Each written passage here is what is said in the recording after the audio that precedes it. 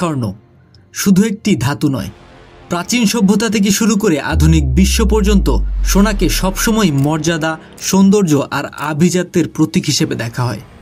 বিয়ের গহনা থেকে শুরু করে কেন্দ্রীয় ব্যাংকের রিজার্ভ পর্যন্ত সোনার কদরে কমতি নেই কোথাও। কিন্তু কখনো কি ভেবেছেন কেন সোনার এই কদর? 2023 সালের ডাটা মতে 22 ক্যারেট গোল্ডের প্রাইস ছিল 1,06,376 টাকা। আজ তা কত বলতে পারবেন? 1,54,525 টাকা। মাত্র 3 বছরের ব্যবধানে দাম বেড়েছে 45%-এর বেশি। একসময় যে স্বর্ণকে আভিজাত্যের প্রতীক হিসেবে দেখা হতো, সেই সোনাই আজকে মধ্যবিত্তের গলার কাটা হয়ে দাঁড়িয়েছে। বাংলাদেশের মতো কান্ট্রিতে যাদের মোট জনসংখ্যার প্রায় 20% মানুষ দারিদ্র্যসীমার নিচে বসবাস করছে, সেই দেশে এক দরিদ্র বাবা তার মেয়ের বিয়েতে এক ভরি সোনার যোগান দেওয়ার ক্ষমতা রাখে কি? স্বর্ণের দাম যে হারে বেড়ে চলেছে, এই আভিজাত্যের স্বাদ পেতে হয়তো সারা জীবনের জমাপুঁজি গুনতে হবে তাদের। তাহলে প্রশ্ন, সোনার দাম আসলে বাড়ছে কেন? এর পেছনের রহস্যটা আসলে কি? চলুন জানার চেষ্টা করি আজকের ভিডিওতে।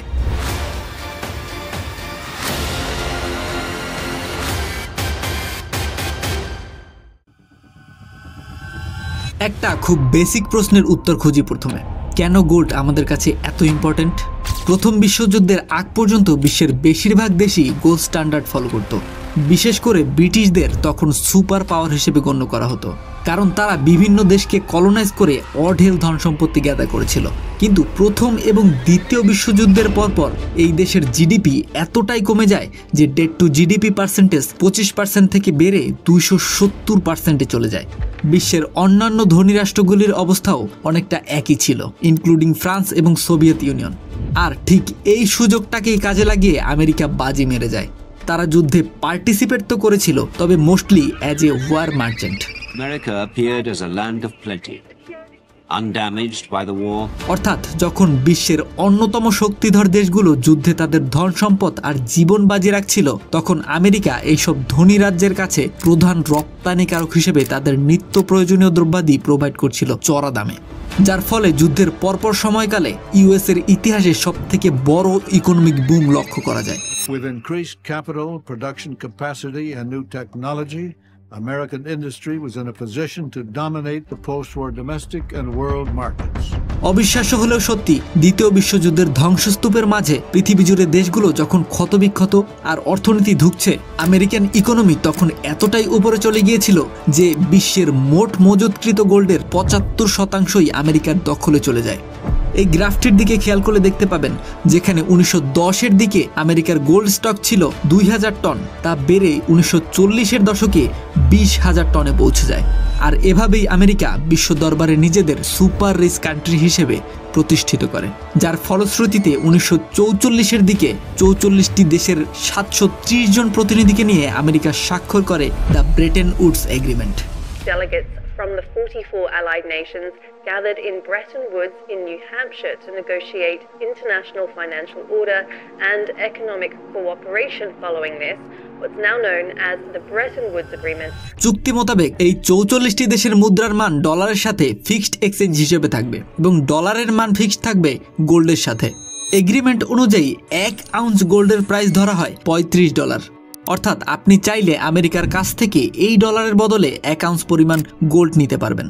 যেহেতু ডলারের ট্রেডিং অনেক সহজ ছিল, তাই বিভিন্ন দেশের মাঝে ডলারের গ্রহণযোগ্যতা বাড়তে থাকে এবং একসময় ইউএস ডলার এতটাই বর্ধি হয়ে ওঠে যে একে গোল্ডের থেকেও বেটার অপশন মনে করতে শুরু করে সবাই। আর ধীরে ধীরে ইউএস ডলার হয়ে ওঠে ইন্টারন্যাশনাল কারেন্সি। আপনার স্কুলে নিউটনের থার্ড ল তো পড়েছেন নিশ্চয়ই। প্রত্যেক ক্রিয়ারই সমান এবং বিপরীত প্রতিক্রিয়া রয়েছে। যেহেতু সোনার দাম ডলারের সাথে ফিক্সড ছিল এবং যে কেউই ডলারের বিনিময়ে গোল্ড এক্সচেঞ্জ করতে পারত, তো বিভিন্ন কান্ট্রি এমনকি ট্রেডাররাও ডলারের বিনিময়ে গোল্ড এক্সচেঞ্জ করতে থাকে। তাছাড়া কোল্ড ওয়ার, যুদ্ধ বিধ্বস্তদের লোন সুবিধা, সামরিক ব্যয় সব মিলিয়ে এতটাই অসহনীয় হয়ে ওঠে যে 1970-এর দিকে আমেরিকার রিজার্ভ 16%-এ নেমে আসে এবং যেখানে 1950-এ আমেরিকার কাছে বিশ্বের সবথেকে বড় গোল্ড স্টক ছিল, 1970-এর দিকে তা মাত্র 10,000 টনে নেমে আসে। আর একটা সময় এমন দাঁড়ায় আমেরিকার পক্ষে ডলারের বিনিময়ে গোল্ড এক্সচেঞ্জ করা আনঅ্যাফোর্ডেবল হয়ে পড়ে। আর 1973 সালে ব্রেটেন উডস এগ্রিমেন্টের অবসান ঘটে। একটু খেয়াল করলেই আপনি ঠিকই বুঝতে পারবেন এখানে ডলারের ভ্যালু আসলে গোল্ডে ছিলই না। মূল বিষয় হচ্ছে আপনি ওই কারেন্সি দিয়ে আসলে কি কিনতে পারছেন। ব্যাপারটা আরেকটু সহজভাবে বোঝার ট্রাই করি। মনে করুন আপনার কাছে কিছু টমেটো আছে, আর একটা টমেটোর দাম আপনি 5 টাকা নির্ধারণ করে দিয়েছেন, অর্থাৎ 5 টাকার বিনিময়ে যে কেউ আপনার থেকে টমেটো নিয়ে যেতে পারবে। কিন্তু আপনি চাইলে 5 টাকার বিনিময়ে অন্য কোনো সবজি যেমন পেঁয়াজও বিক্রি করতে পারতেন। তো বিষয়টা আসলে পেঁয়াজ বা টমেটোর না, আসলে আপনি 5 টাকার বিনিময়ে কি পাচ্ছেন সেটাই এখানে মুখ্য। এখানে একটা প্রশ্ন হয়তো আপনার মনে জাগছে, ডলার যেহেতু অনেকটা ট্রাস্টেড একটা কারেন্সি, তাহলে বিভিন্ন কান্ট্রি হঠাৎ করেই এত গোল্ড কেন কিনছে? তো খেয়াল করুন, ডলার যেহেতু সর্বজন স্বীকৃত একটি কারেন্সি, তাই বিভিন্ন দেশ তেল কিংবা ইন্টারন্যাশনাল ট্রেডিংয়ের জন্য ডলার ইউজ করতে থাকে। আর প্রত্যেক কান্ট্রির dollar reserve US treasury bond হিসেবে থাকে। যেমন বাংলাদেশের ফরেন রিজার্ভ এখন 20 বিলিয়নের মতো। 2022-এ রাশিয়া যখন ইউক্রেনে আক্রমণ করে, তখন ইউএস সরকার রাশিয়ার প্রায় 300 বিলিয়ন ডলার ফ্রিজ করে দেয়।